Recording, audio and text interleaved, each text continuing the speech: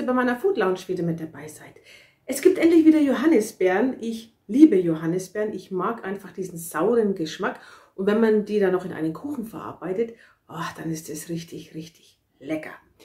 Deswegen gibt es heute auch einen Johannisbeerkuchen. Und zwar einen Johannisbeer-Quark-Streuselkuchen. Das ist einer meiner liebsten Kuchen, muss ich wirklich sagen. Allgemein Streuselkuchen mag ich, würde ich sogar von der Torte noch bevorzugen. Und so sieht er aus. Der ist schon angeschnitten.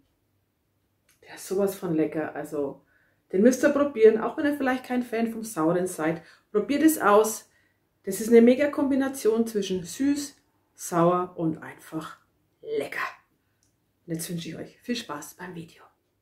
Wir legen los mit dem Mürbeteig. Dazu braucht ihr Mehl, Zucker, dann ganz wichtig kalte Butter, ein Ei und ein Päckchen Vanillezucker. Übrigens, die genauen Mengenangabe findet ihr unten in der Infobox, also das heißt unter diesem Video oder auf meiner Website www.alexandrasfoodlounge.com. Ja, los geht's. Wir stellen einen Mürbeteig her. Dazu gebe ich das Mehl mit dem Zucker in eine Schüssel. Da kommt dann der Vanillezucker dazu, das Ei und die Butter. Die Butter habe ich in kleine Stücke geschnitten, denn dann geht das Ganze einfacher zum Verrühren oder besser gesagt zum Verkneten.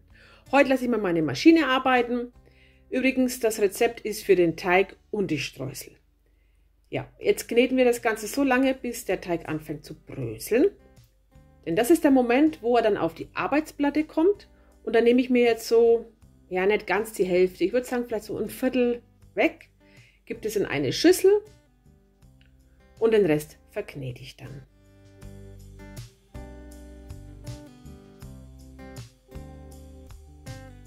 Das stellt er bitte kalt. Ja, da habe ich nochmal was zurück, dann weil mir kam der kleine Haufen doch ein bisschen wenig vor. Ja, jetzt knetet man das Ganze durch und das mit der Hand. Dauert natürlich ein klein wenig. Und wenn ihr dann einen schönen gleichmäßigen Teig habt, ich habe jetzt meinen sofort weiterverarbeitet. Wem das aber zu unsicher ist, der kann ihn natürlich auch wieder in den Kühlschrank geben. Es ist immer abhängig von der Butter, finde ich. Bei manchen geht es überhaupt nicht, dass man sie sofort weiterverarbeitet und bei den anderen Marken wieder schon. Also hier ist es ja fast gegangen. Sieht man jetzt dann, wenn ich den in meine Form gebe. Ich habe den ausgerollt. Zwar so groß, dass er größer ist als meine Form. Die hatte einen Durchmesser von 26 cm. Die habe ich mit Backpapier ausgelegt und da habe ich ganz intelligent ihn da reingelegt. Aber ehrlich, das ist sowas von egal, wenn der mittendrin das Brechen anfängt. Man kann Mürbeteig so wunderbar wieder reparieren. Und das seht ihr jetzt hier einfach ein bisschen drücken.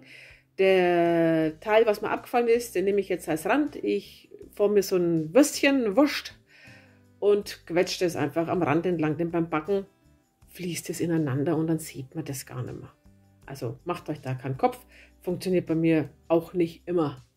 Dann habe ich mein tolles Rädchen, rädert das Ganze glatt, ja, walzt das Ganze noch etwas glatt und dann ist mein Boden auch schon fertig. Den backe ich jetzt aber vor und dazu steche ich ein paar Löcher in den Boden. Das dient einfach dazu, damit er nicht nach oben geht, also dass er keine Luftblasen schlägt.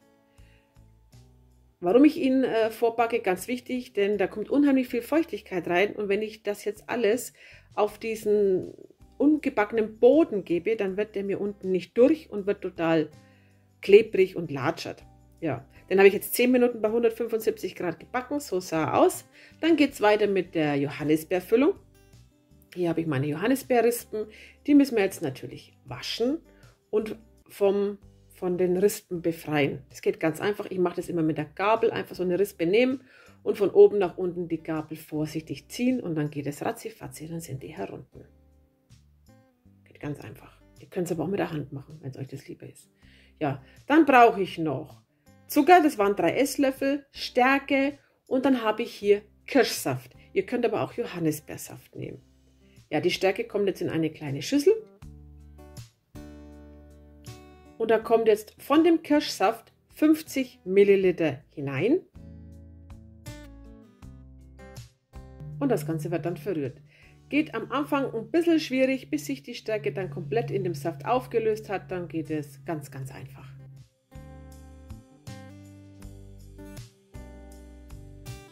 Das stelle ich jetzt kurz zur Seite. Jetzt brauche ich einen Topf, da kommt dann der restliche Kirschsaft hinein. Und die 3 Esslöffel Zucker. Das darf jetzt aufkochen. Den Zucker ein bisschen verrühren und dann aufkochen lassen. Und wenn das dann kocht, das sieht man hier, kommt die Stärkemischung dazu. Und bitte immer rühren, rühren, rühren, rühren, rühren. Denn das dickt jetzt ganz, ganz schnell ein. Ich habe es auch kurz vom Herd genommen, ist auch besser so, weil sonst brennt es hinein. Und dann rühren, rühren, rühren, rühren, rühren, bis es so richtig schön dickflüssig wird. Und das sieht er hier jetzt richtig gut. Das ist jetzt der Moment, wo ich meinen Topf zur Seite stelle. Und da kommen jetzt so gut 3/4 von den Johannisbeeren da hinein. Jetzt aber nicht mit dem Schneebesen da drin rumrühren, sondern nimmt einen Teigschaber und vermengt das Ganze vorsichtig. Ja, das darf jetzt ein bisschen auskühlen, so 5 Minuten. Dann habe ich hier meinen Boden, der unterdessen auch schon ausgekühlt ist. Und jetzt kommt mein Johannisbeergelee da drauf. Und das ist zum Beispiel der erste Grund, warum es wichtig ist, diesen Boden vorzuarbeiten. Denn es kommt ja doch eine warme Masse darauf und dann würde das Ganze schmierig werden. Ja, das verteile ich jetzt schön gleichmäßig auf den Boden.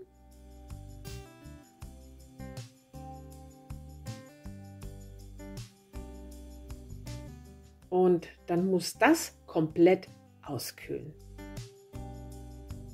Weiter geht's mit der Creme. Da braucht man Mascarpone, Quark, Eier, Zucker, dann die viertelten Johannisbeeren und dann hatte ich hier Puddingpulver mit Sahnegeschmack und etwas Sahne noch. Also wie gesagt, die genaue Mengenangabe findet ihr unten in der Infobox. Ja, jetzt gebe ich eigentlich nur die ganzen Zutaten bis auf die Johannisbeeren in eine Schüssel. Und das wird dann verrührt. Und zwar so lange, bis wir eine richtig schöne cremige Masse haben. Das dauert auch gar nicht lang. Ich habe dann hier noch mal ein bisschen Sahne drauf. Also insgesamt waren es 50 Milliliter Sahne. Ja, und dann ist meine Creme auch schon fertig. Also das ist eigentlich der schnellste Part bei dem Rezept. Ja, hier habe ich jetzt meinen ausgekühlten Kuchen und da gebe ich jetzt die Creme darauf. Und verstreicht das Ganze.